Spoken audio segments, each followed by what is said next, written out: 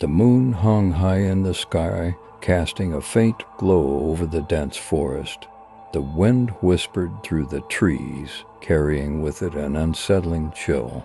Deep within the woods, hidden away from prying eyes, was a cave's entrance, a gaping maw, black and foreboding.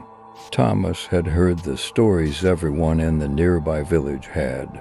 The cave was cursed, they said, haunted. People who ventured and rarely came out the same.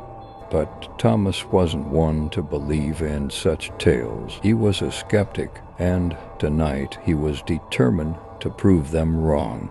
Armed with nothing but a flashlight and his courage, he stepped into the mouth of the cave. Inside, the air was damp and cold.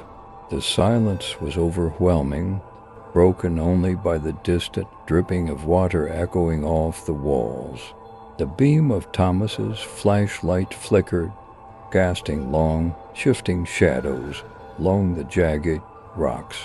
As he ventured deeper, the darkness seemed to close in around him. Suddenly, the light in his hand blinked out. A surge of panic gripped him, but he shook it off, telling himself it was just the battery. He tapped it a few times, and the light sputtered back to life only to reveal something he wished he hadn't seen.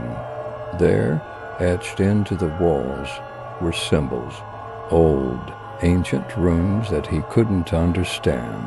They glowed faintly in the light, as if the stone itself pulsed with an otherworldly energy. Thomas's heart pounded in his chest as he realized the cave was far older and far more sinister than he had imagined.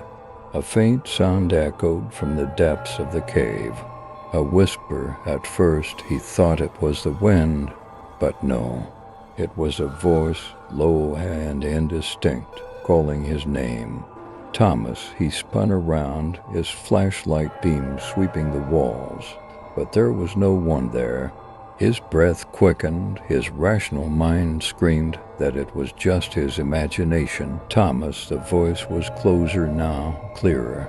It wasn't just one voice, it was many, layered on top of each other, like a chorus of the dead.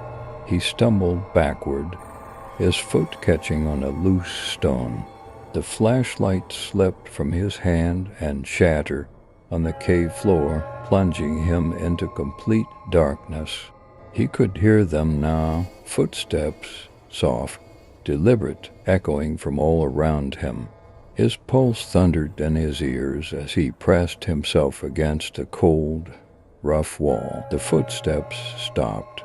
For a moment, all was silent. Then, from the pitch black, a cold, skeletal hand brushed against his arm. Thomas screamed, but his voice was swallowed by the cave, leaving only the whispers behind, and then silence. In the village, they would speak of Thomas in hushed tones, just like they did with all the others who had disappeared into the cave.